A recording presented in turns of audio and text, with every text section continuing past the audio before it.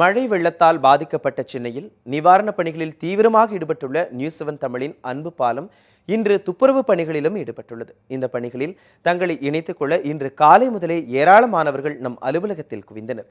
இதுகுறித்து நமது செய்தியாளர் செந்தில் தரும் கூடுதல் தகவல்களை இப்போது பார்க்கலாம்.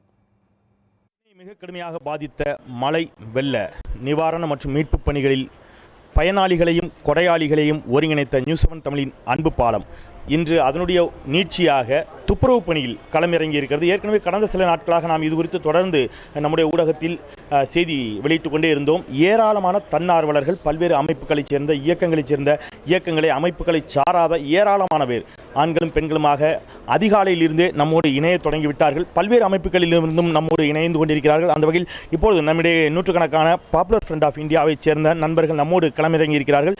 இவர்கள் ஏற்கனவே தொடர்ந்து சுத்திகரிப்பு பணியில் தூய்மை பணியில் சென்னை முழுவதும் ஈடுபட்டு கொண்டிருப்பவர்கள். அந்த வகையிலே அதில் அனுபவம் வாய்ந்த நூற்றுக்கணக்கான பாப்புலர் ஃப்ரண்ட் ஆஃப் இந்தியாவினுடைய நண்பர்கள் நம்மோடு இணைந்திருக்கிறார்கள். அந்த அமைப்பின் சார்பில் திரு அன்சாரி நம்முடைய இது குறித்து பேசுவதற்காக இருக்கிறார். வணக்கம். ஏற்கனவே நீங்கள் இந்த சுத்திகரிப்பு பணியில் கடந்த சில வாரங்களாக ஈடுபட்டிருக்கிறீங்க. நிவாரணம் மீட்பு பணியிலும் ஈடுபட்டு தொடர்ந்து சுத்திகரிப்பு பணியிலும் நீங்கள் ஈடுபட்டு கொண்டிருக்கிறீர்கள். இன்றைக்கு எங்களோடு இணைந்திருக்கிறீர்கள். வாழ்த்துக்கள், வரவேற்கிறோம். இந்த அனுபவத்தை எப்படி பார்க்குறீங்க? எந்தெந்த பகுதிகளில் என்ன மாதிரியான திட்டமிடலோடு களமிறங்கி இருக்கிறீர்கள்? தமிழகத்தில் கடுமையான வெள்ளப்பெருக்கு சென்னை, கடலூர், அதேபோல் காஞ்சிபுரம், திருவள்ளூர் போன்ற மாவட்டங்களில் ஏற்பட்டுள்ளது. இதை தொடர்ந்து பாப்புலர் ஃப்ரண்டுடைய தன்னார்வலர்கள், பாப்புலர் ஃப்ரண்டுடைய உறுப்பினர்கள் அனைவர்களும் களத்தில் கிட்டத்தட்ட 4500 பேருக்கு மேற்பட்டவர்கள் சுழற்சி அடிப்படையில் வேலை செஞ்சிட்ருக்கிறோம். இந்த நேரத்தில் இந்த சமயத்தில் நியூஸ் 7 அறிக்கை மிகவும் எங்களுக்கு சந்தோஷத்தை ஏற்படுத்தியது.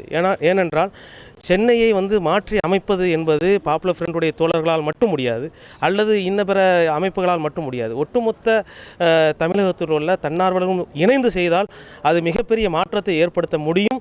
அது ஒரு மிகப்பெரிய மக்களுக்கு தேவையான அவசியமான சேவைகளை ஆற்ற முடியும் என்ற அடிப்படையில் நியூஸ் 7 இந்த அறிக்கையை பார்த்து அவர்களோடு சேர்ந்து இணைந்து சென்னையை தூய்மைப்படுத்தலாம் என்ற தீர்மானத்தின் அடிப்படையில் நாங்கள் வந்திருக்கிறோம்.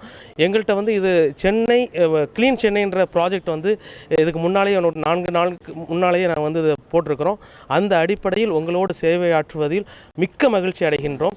உங்களை ஒருங்கிணைப்பதன் மூலமாக சென்னை ஒரு தூய்மையான சென்னையாக மாற்றக்கூடிய பணியில் நியூஸ் 7 தமிழ் தொலைக்காட்சி பொறுப்போடும் பொதுநலத்தோடும் ஈடுபட்டிருப்பது என்பது எங்களுக்கு உள்ளபடியே மகிழ்ச்சி.